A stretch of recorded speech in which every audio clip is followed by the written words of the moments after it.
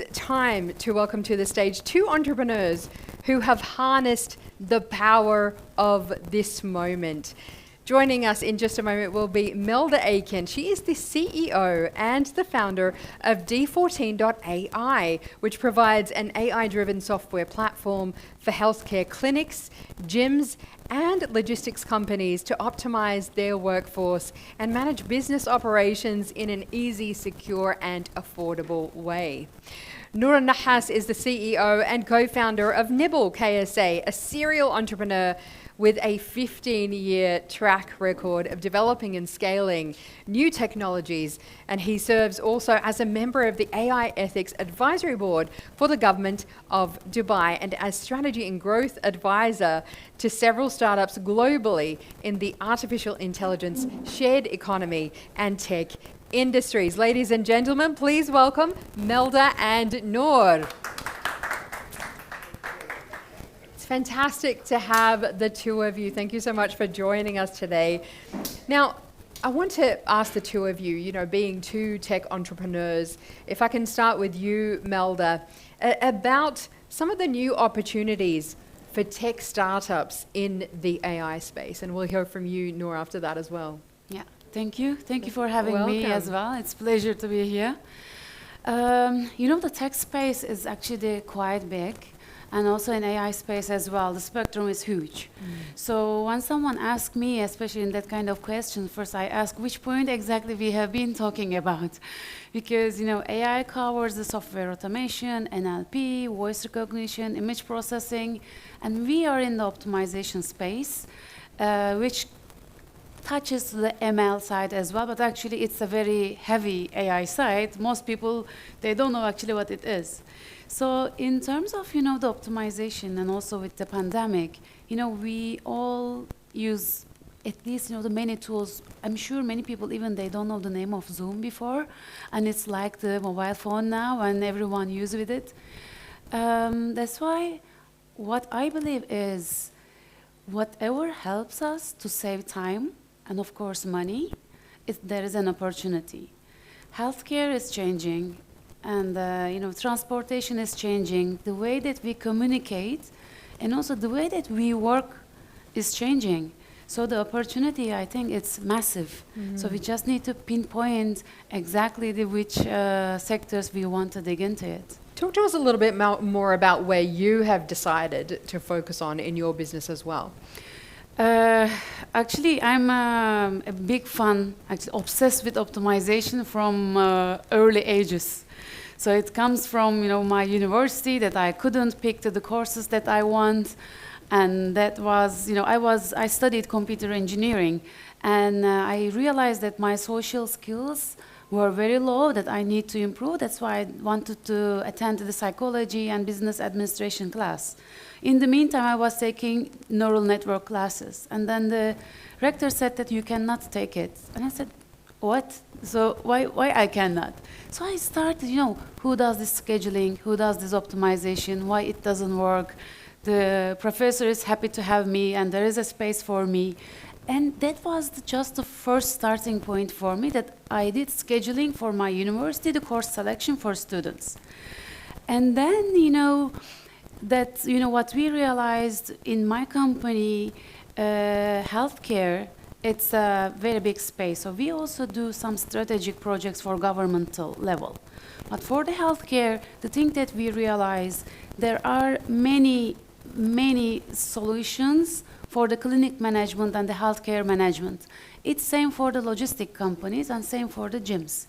So once you get in the clinic, as a patient, actually, we either don't show up or we show up super late or, we just reschedule that kind of things. So this is one part, for example, the patient side. So I was experiencing, and one of my friends, the clinic owner, they told me that, Melda, do you know what? We are losing, actually, in the world, in the US, the loss is $150 billion. Because of people, they just don't show up. And in the Middle East, it goes up to the 50%. And if we count the Ramadan and the summer and the busy schedule, it's so challenging. It's huge. Other side, as a clinic, we wanted to optimize the healthcare providers' time. We wanted to give them a time and the luxury to manage their own calendar and schedules. So clinics, they have one system. They have an HR system. They have a different finance system. There are accounting team, reception team, onboarding team. It's a massive internal and external operations. So the thing that they've spent, the 30 hours, this all scheduling and the rotation, we do it in 15 seconds. And the logistics, another example, what we want, for example, probably once we live here, we want to, order something. As an end user, what's our success story? I want my food on time, it's warm enough to eat. That's the only success criteria. If it's late, we say that driver is late, or we say this company is late. But actually, their scheduling system is not that good. There is, for example, the traffic data, weather data, my location, restaurant's location, the driver's location, and cooking time. They need to think about this all big data pool to be able to just make me to receive my food in 20 minutes while it's still warm enough.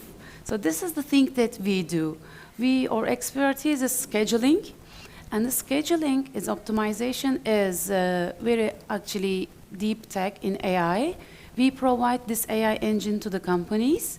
Either they can communicate and use it through the cloud services, or we embed it to the existing systems.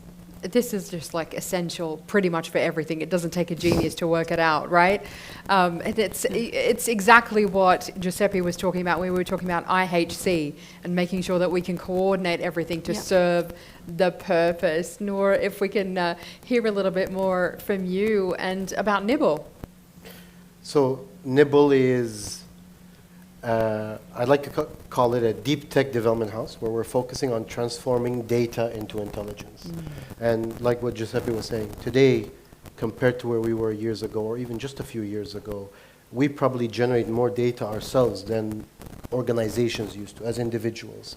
But now with all this availability of data, we have to take away intelligence from it.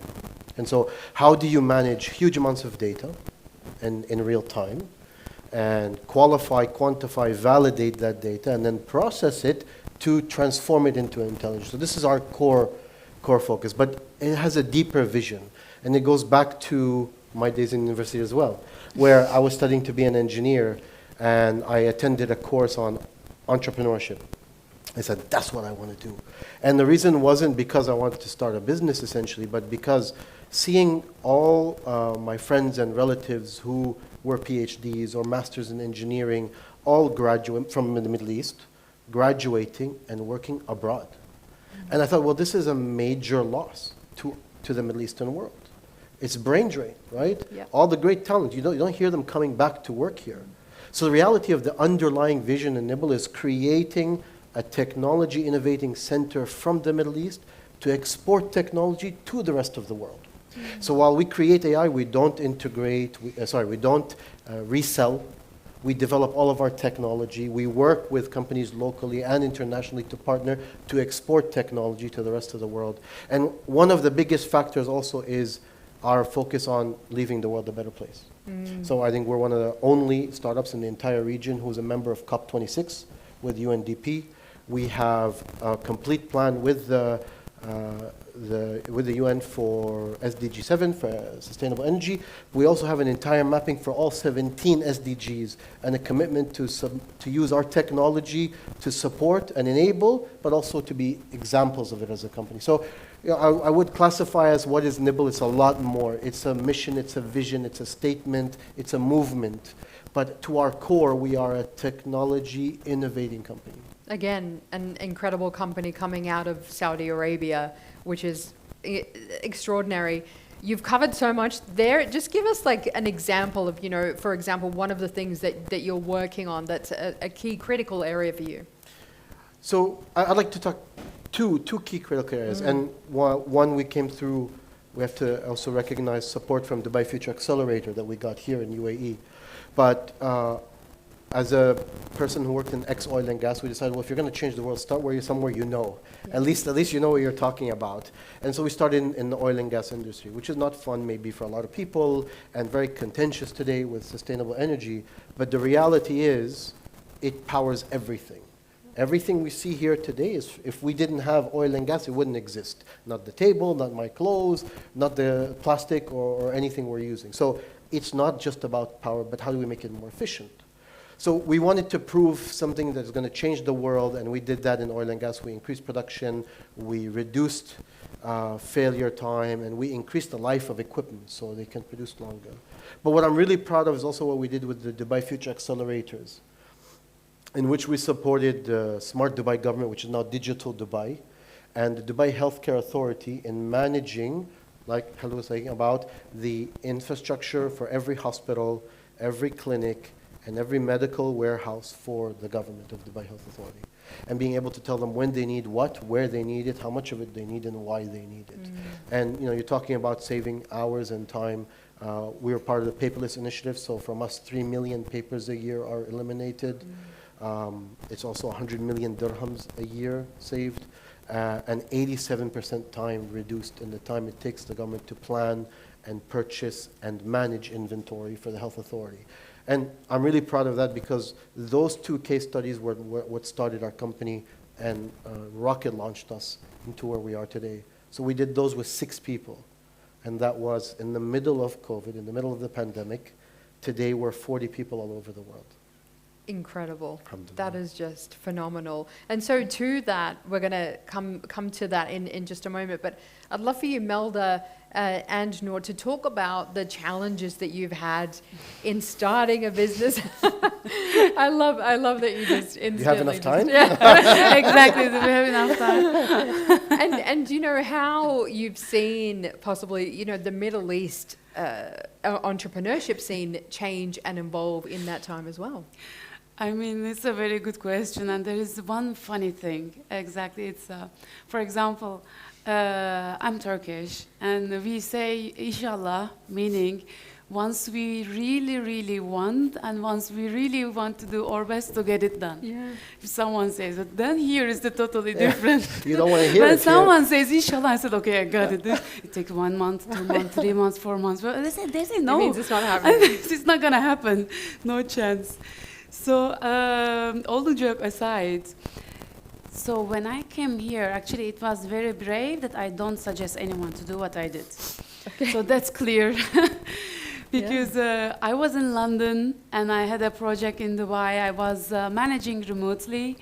Then I came to Istanbul. It was raining, it was dirty. And I landed in Dubai. I was cleaning my shoes because, it was raining. And then Dubai is so shiny. And I said, oh my God, did the plane crash? And I'm in a heaven, so it's very nice. And then I said, okay, I'm gonna set up a company here. And one of the things, the environment, and the second one is, I met with many people that they are all so passionate, so talented, well educated, and everyone is smiling, and everyone is so respectful to everyone. And a couple of things related with the UAE and the vision was great. But as a foreigner, and especially if you don't know anyone there, attending the conferences, meeting with people, talking to people, it takes a lot of time. And I was doing this when the coup happened in Turkey, when Turkish lira started the devaluation, while my previous client, they they cannot pay the invoices because it was dollar, every price, it comes 50-60% more. It's not fair for me to ask them to pay the same. And then Dubai, I think it's one of the most expensive place on earth. And also many initiatives is different, law is different. There is a train already going so fast, you want to jump in and you want to go with them. It was very challenging. And I was back and forth between, the London and Istanbul and here. And here, it's also relationship is important everywhere, but I have the feeling that it's more important in our region, in Middle East, finding the right contact, getting the right reference, understanding the region's dynamics. For example, I came here first in July and August, and no one told me that, to go to Europe or Turkey. That's not the time. Yeah, don't go. No one told me, Yeah. and I spent, I increased my immune system for the hot weather. So this was my takeaway. I think, in the pandemic side, there wasn't that kind of challenges. But what I did, so people say that, Melda, okay, you're talking about your challenges. You say that it's so tough. But how you made this success in 2-3 years? I don't remember when I have a full day off in my life. 0. And then I don't remember any day I worked less than 8 or 9 hours. Last week, that one of my team members are here, we went live with one of the giant projects. We didn't sleep at all. And then I asked my team, we were talking at 3 a.m., 4 a.m. I told them, guys, I'm not able to sleep. Are you able to sleep? They say, no. What we're going to do? Let's work. There are a couple of bugs we need to fix. We can fix later on. So I think what I believe, if it's something's on, if your brain and your heart coordinate to achieve something, there is always a way. But it's very tiring. That's why I suggest people not to follow mine. But also one of my mentors says that, Melda, what brought you here today because of the stress, uncertainty, and eager to success, you have to make it. You didn't have any other choice. It's if you have a full-time job in a good high salary, and also that experience, you wouldn't put that much energy and time and money to achieve that much work. So I think wherever we go, even the US and Europe, the culture, setup, law, knowing the people, the business dynamics, it makes all the difference. Exactly. It makes all the difference, absolutely. Noor, you were talking about your experience here with Dubai Future Foundation. So important to have that support. Do you feel like that was critical to getting you off the ground and to creating the company that you have today? Without a doubt. I mean, you talk about the infrastructure, the governmental and institutional support in a nascent industry where people are very hesitant to adopt, and seeing a government lead by example is incredible. Look at the Kingdom of Saudi Arabia, United Arab Emirates. Look at their response to COVID compared to any of the global, largest economies in the world, and I challenge you to find one of them that's doing better than what's being done here. From support and infrastructure, we never ran out of anything, right? But the government supported this completely, from technology to infrastructure. And these are all important factors. They're recipes, but they're ingredients to the recipe. But I really think there are 3 really important things. And you see 2 amazing women with Melda and Rima before. And if you look at what they said, we call it the 3 Gs in Nibble: gusto, gumture, and grit. Grit to go through this survival, where most people would just, you know what, I'm going to quit, go get a nice paying job, work 9 to 5 and relax because it's not worth the stress. To have that ability to persevere and go through this incredible thing. Gusto is that passion Rima was talking about, loving what you do and doing it wholeheartedly and really enjoying it and wanting to do it. And gumture is to really do it with fun and enjoyment. And if you don't have those, you can't succeed. But if you don't have an incredible support structure, like what's happening in this part of the world, like the leadership, where else in the world can you find a government that's saying, I only want startups, only startups, to come and solve this challenge for me?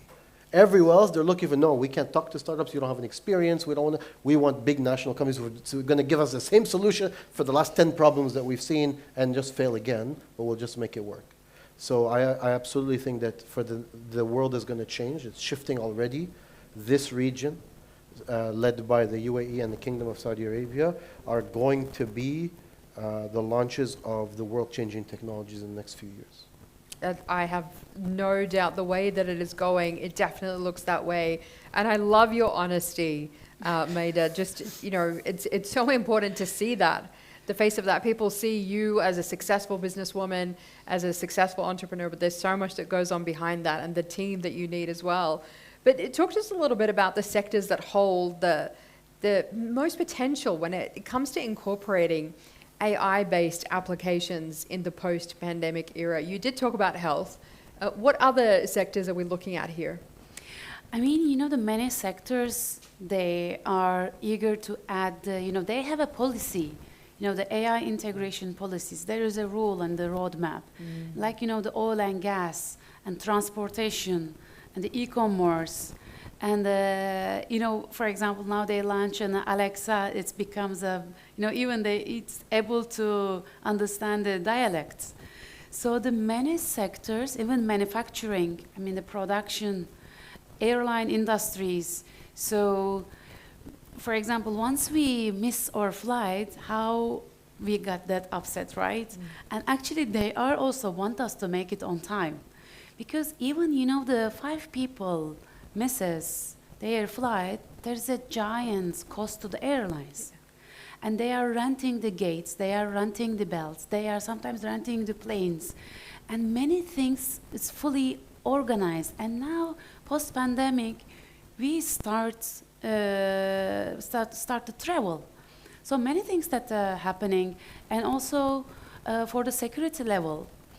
One of the things that I love about, the UAE, it sounds very basic, but just getting into it, the Emirates ID, it's such a nice feeling, we don't need to wait, we don't need to do it. Even, the getting these clothes and the shoes, and all process in the fashion, even now, for example, we don't go to the malls that much. And some people, they go, but once we go... I'm online.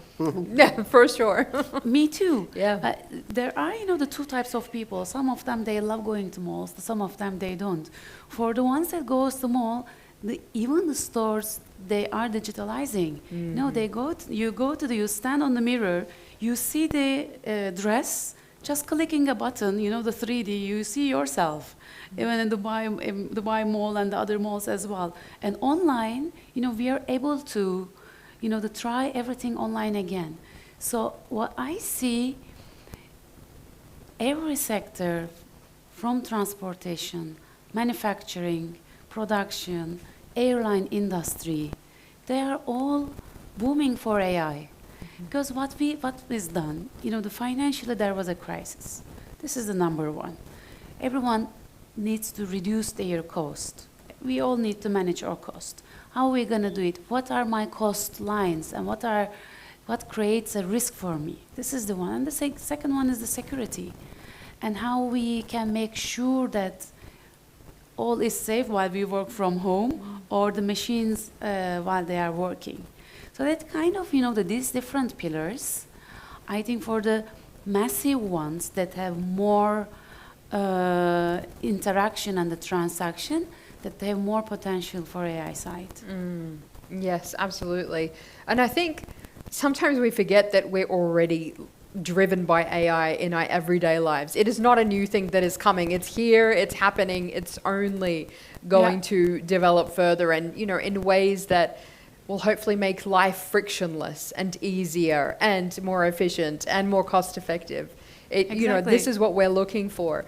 But, Noor, if I can talk to you about, leadership, and this is critical, obviously, at all times, but particularly in the pandemic, if there was ever a test of leadership, it was the pandemic. So I want to ask you about how you saw leadership, the leadership style that you adopted to get your company through the pandemic in such unprecedented times.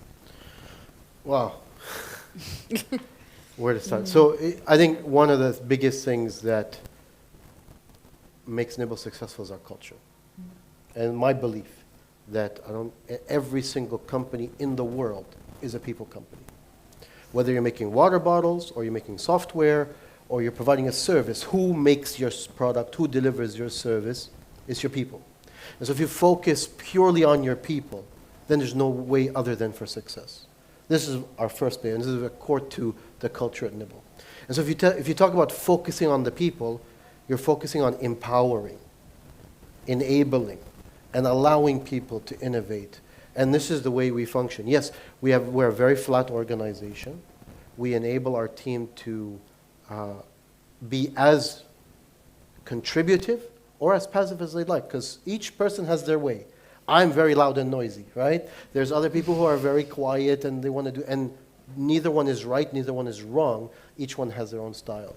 But most importantly is the transparency and the honesty with our vision and our mission and where we're going. So I love this story, and I very rarely share it in a public platform, but right as the pandemic hit, we had supplied a major client, similar to what Melda was saying, with a huge system. And I'll take that, had made the decision to spend that money to buy that equipment and supply it. And then that was January, and the first payment was due in March 23rd. I remember the date until now, because March 16th, the pandemic hit. Or we went into lockdown, right? And I knew there was no way we were going to get paid in March 23rd, and we had no more runway. And so my first transparency was to the team. Every one of you has a family, everyone has, this is what needs to be done, I'm telling you. And what was incredible was the response. The response was, okay, stop paying me from now because I'm good to go, I've saved up a lot of money. Or somebody else saying, well, I can take 50% pay. And it wasn't telling them, we can't, we're not, we're telling them, it's just cash flow. So as soon as we get everybody, and take the flip side, where most companies won't tell anybody, they won't be as transparent, they won't be as open, and it's not fair, it's not proper. But also having the transparency of the vision and the mission also meant that every one of our team members believed wholeheartedly in where we're going. And so they said, okay, this is just a hurdle. And we all believe in where we want to go and how we're going to do it. And if it means we need to work together to do this, then we do it this way. So we like to say Nibble is a team. We don't say a family because it's very important. Your family is your family at home. And we recognize that we have to separate. We have to create this culture where business isn't about your life. You work hard, but you have a family. It's important. But we are a team. And if the whole team is working towards a mission, there's no way we cannot succeed. And this is proof. I mean, we went up the world against the biggest companies in the most, let's say, archaic industry that doesn't take in newcomers. We launched in a pandemic where we shouldn't have survived. And I can't take credit for that. I can take credit for being the cheerleader, but it's the team, being able to have an incredible team who is aligned in the vision and the mission of where you want to go, and who knows that they are just as important as everybody else in the organization. I think you say you can't take credit for that, but I think you have to take credit for that, because without strong leadership, the team is not going to be with you. Yeah. And the team doesn't, the way your approach came up, you made sure that everybody felt seen and felt heard, and they could see where the company is going, and everybody was in this together, and I think that is critical. So yeah, you do need to take some of the credit for sure. But to what Noor just said, Melda, talking about the human in all of this, we talk about implementing AI and everything, but how do we make sure that we keep the human element in everything that we do? How do we do that, and how important is it? I think this is also a very good question, by the way, because we also, I get that question a lot. So how I reply and how I see, yes, there are some jobs that they will be missed, but 10 years ago, there wasn't any job like data scientist. There wasn't any job like the AI researcher. There wasn't any job like image engineer, voice engineer. So there are new jobs also coming in. For the system that we have been, developing and we have been providing, I tell them, okay, we are not changing a human. We're just changing what they do. So before that, they were doing an Excel, they were using other system. Now they are just clicking button and they wait for 15 seconds. So the system doesn't say to automate the whole system. There should be still a human. Because a couple of things that I also, there are in the healthcare and also for the transportation, there are many machines. But at the end of the day, these machines' decision is limited. everyone talks about machine learning, and they say that machines they manage us, what's gonna happen, are we gonna die? But actually, machine learning is great for understanding, defining patterns of data, and terrible at decision making. And if you see, do you know that this chocolate cupcakes, and there is a dog looks like chocolate cupcakes. So once you show them, it doesn't understand. The AI doesn't understand what it is. Or once you look at the mountain, and if you see just a falling stone, and if you see in the same way like the balloon, the system doesn't understand, is it a balloon or stone? But we see the difference. So while I drive, if I see a balloon, I say, look at that's a balloon, what is it doing? But if I saw a stone, I say, oh my God, what's gonna happen? So this is that kind of things, the technology is there yet. But that's true. As a human being, we need to improve our skills. We need to improve our social skills as well, not only the technical one. Mm. Yeah, absolutely. And thank you to Zahid for that question as well. But as we end up here, because there are so many questions that we do want to ask you, but to you, Noor, we've got a fantastic question that has come in for you as well. This is from Akhil from Mumbai in India, who says, what would your advice be to aspiring tech entrepreneurs who may want to launch a product in a volatile market? What are the things that they should be wary of? Well, great question, Akhil. Say, first of all, go for it. Volatility breeds profitability and opportunity, right? It's also high risk, but no risk, no reward. So I get so many entrepreneurs asking about how to launch their idea, what to do, how to share information. And you'll find in Nibble, we publish everything. We talk about everything. And people are always afraid, well, aren't you afraid somebody's going to steal your idea? Look at the things that Melda and Rima went through. It's not easy. If you really think about it, you're not the first person to think of the idea you probably thought. There's probably 100 other people who thought of what we thought of at Nibble. The difference is they're not willing to go through the months of no pay, the hard work, the sacrifice, the sleepless nights, all of that to get to something that's so far out in the distance that you can't see. So the first thing I would say is go for it and talk about it as much as possible. First, if it's so easy to replicate that somebody else can do it just from talking with you, that's great. You know your idea and where it stands. But more importantly, and we learned this at Nibble, the more we spoke about the tech and the tech and the tech, the more people got confused and walked away. But the more we spoke about the vision and the mission and what it meant for us and what it meant for the company and what it meant for the environment and the community we were in, the more people were drawn in. So one of my favorite poems is one we put up in Nibble. And it says, what is our deepest fear? Our deepest fear is not that we are inadequate. Our deepest fear is that we are capable beyond measure. And so that's important because most people think by not speaking or by being modest, that's the right thing to do. But in reality, and this is what the poem goes on to say, it says, by shining, you unconsciously allow others around you to shine. So by being out and speaking and doing what you're doing, showing the passion, and you empower others. Look at how many women racers in Saudi will be empowered by Rima. So if she decided to be modest and not speak, the same. How many female entrepreneurs would be empowered by Melda? The same thing, because they're speaking. So I would say don't shy away from communicating about your idea. Speak about it as much as you can. And if you believe in it, and even if it fails, that's a win. So celebrate failure. This is a big thing in our culture, especially in the Middle East, how failure is a big change. But embrace failure. A failure is only a mistake that you don't learn from. And so that's one of the principles we find. Okay, I failed so many times. So many times. It's, you can count them. Actually, I can write a book about what not to do. It's better. But the reality is, fail quickly, learn, and improve.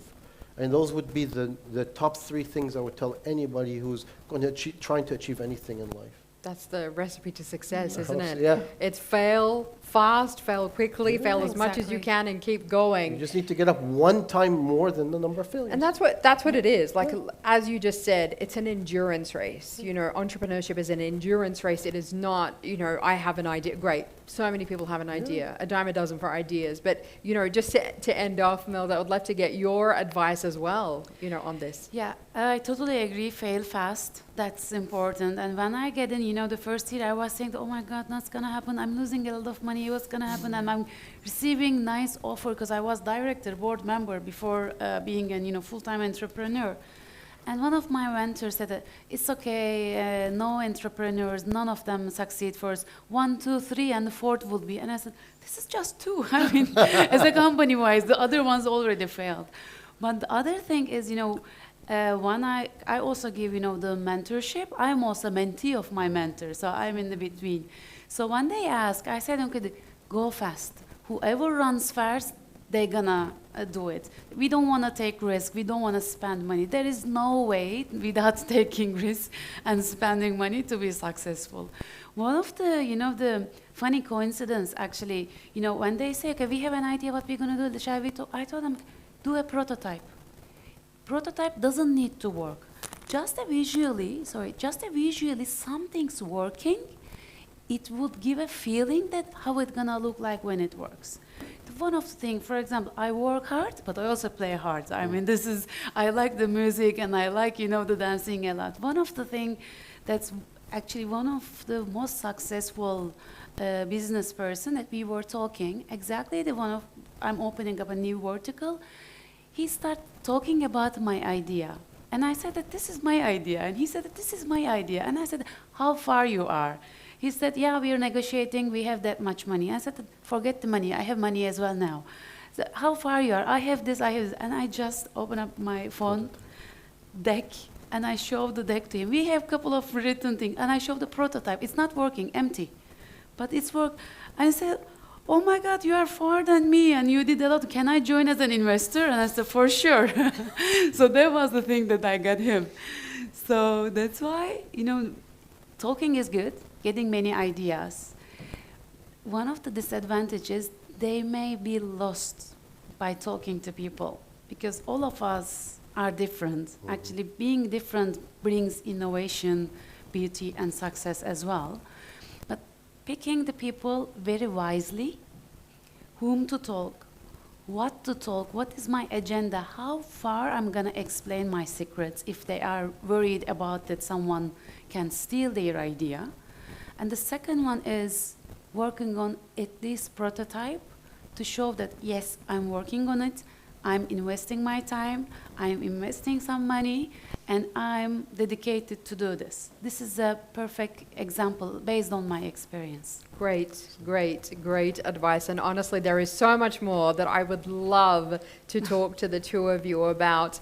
But amazing, incredible session with the two of you. Ladies and gentlemen, please join me in thanking Melda Akin and Noor Alnahhas. And that brings us to the end of this edition of ABLF Talks, the hybrid edition. And so all of these sessions are in fact going to be online on the ABLF City as well, in case you missed them, in case you want to watch them again, as well as the ABLF YouTube channel. If you're not already subscribed, make sure you do get on there, subscribe, and then you'll know when a new session has dropped and you'll be able to watch it instantly. Thank you so much to our incredible online audience, our audience live here at the Dubai Cares Pavilion at Expo 2020 Dubai.